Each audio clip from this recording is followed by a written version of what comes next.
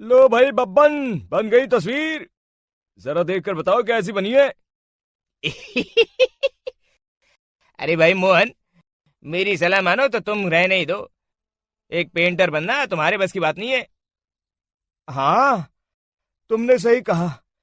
मुझे भी कुछ ऐसा लगता है। खैर, आज शाम की गाड़ी से मैं शहर वापस जा रहा हूँ। कुछ जरूरी काम आ गया है। शहर से वापस आने के बाद तुमसे मिलता हूँ। मोहन अपने घर के दरवाजे पर ताला लगा देता है और वहां से चला जाता है। फिर उसी रात अचानक तेज हवाएं चलने लगती हैं। चारों तरफ डरावना माहौल बन जाता है। तभी मोहन की बनाई हुई पेंटिंग की वो औरत एक खतरनाक चुड़ैल में बदल जाती है और पेंटिंग से बाहर आ जाती है।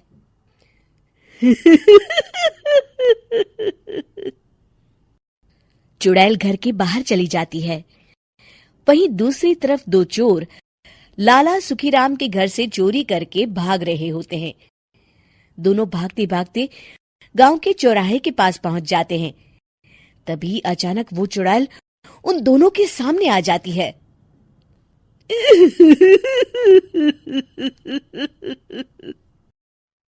अरे मर गया रे! ये चुड़ैल कहाँ से आ गई? अरे मैंने तो तुझसे पहले ही कहा था कि आज अमावस्या की रात है। आज हमें चोरी नहीं करनी चाहिए।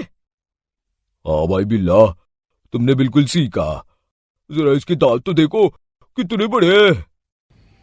चुड़ैल उन दोनों की तरफ बढ़ती है।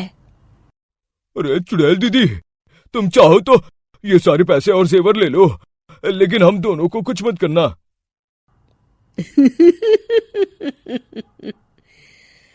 पैसे और जेवर के लालच में तुम इंसान बिकते हो, हम चुड़ैल नहीं।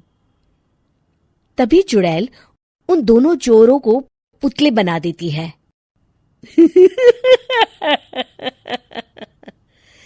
मैं किसी को नहीं छोड़ूंगी। अब कोई मुझसे नहीं बच सकता।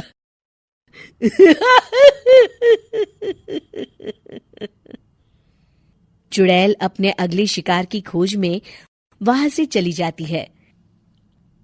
गांव की दूसरी ओर जाने पर चुड़ैल को हरिया, बिरजू और बब्बन दिखाई देते हैं। आज संडे है, आज कपिल शर्मा शो देखने का दिन है। जोर से बोलो। आज संडे है। मैंने नहीं सुना। आज संडे है। आज कपिल शर्मा देखने का दिन है। हाँ, ये हुई ना बात। अरे ये कपिल शर्मा कौन है जो ये लोग उसे देखने के लिए इतने उतावले हुए जा रहे हैं? खैर, मुझे क्या, मैं अभी इन दोनों को मसाज चखाती हूँ। चुड़ैल तेजी से उड़कर उन तीनों के सामने आकर खड़ी हो जाती है।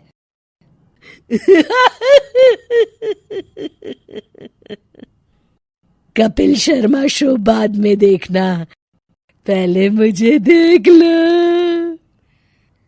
बब्बन चुड़ैल को देखते ही पहचान जाता है। अरे ये तो तस्वीर वाली औरत के जैसी दिख रही है। मुझे अभी नहीं मरना है। अरे भागो रे! तीनों वहां से भाग खड़े होते हैं। बब्बन तो किसी तरह अपनी जान बचाकर वहां से भाग जाता है, लेकिन हरिया और बिरजू को चुड़ैल पकड़ लेती है और उन्हें पुतला बना देती है।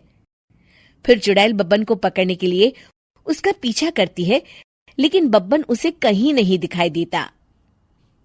अरे वो मोटा तो बड़ा तेज भागता है, शायद उस तरफ गया होगा। बब्बन एक दीवार के पीछे छुपकर बैठ जाता है और चुड़ैल उसके सामने से आगे निकल जाती है। बाल बाल बच गया। अगली सुबह बब्बन सभी गांव वालों को सारी बात बता देता है। फिर उस चुड़ैल के डर से रोज शाम होते ही पूरे गांव में सन्नाटा छा जाता था और कोई भी अपने घर के बाहर नहीं निकलता था। अरे ये क्या हो गया? इतनी देर से घूम रही हूं, अभी तक एक भी आदमी नहीं मिला। अरे कहाँ मर गए सबके सब? चुड़ैल वहां से चली जाती है। इस तरह कुछ दिन बीत जाते हैं। फिर एक दिन मोहन गांव वापस आता है।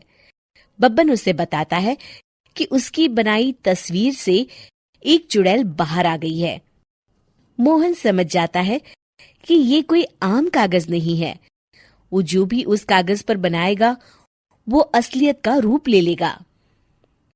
अरे मोहन भाई, अब तुम क्या करने वाले हो? मेरे पास एक बहुत बढ़िया तरकीब है। मैं इस कागज पर उस चुड़ैल की एक ऐसी तस्वीर बनाऊंगा जिसमें वो तपती धूप के नीचे खड़ी दिखाई देगी, और फिर जैसे ही सवेरा होगा वो चुड़ैल इस कागज से निकलकर बाहर चली जाएगी और सूरज की तेज धूप में जलकर राख हो जाएंगी। मोहन बिल्कुल वैसे ही तस्वीर बना देता है और जैसे ही सवेरा होता है वो चुड़ैल कागज से निकलकर बाहर धूप में चली जाती है और सूरज की गर्मी बर्दाश्त नहीं कर पाती और जलकर राख हो जाती है।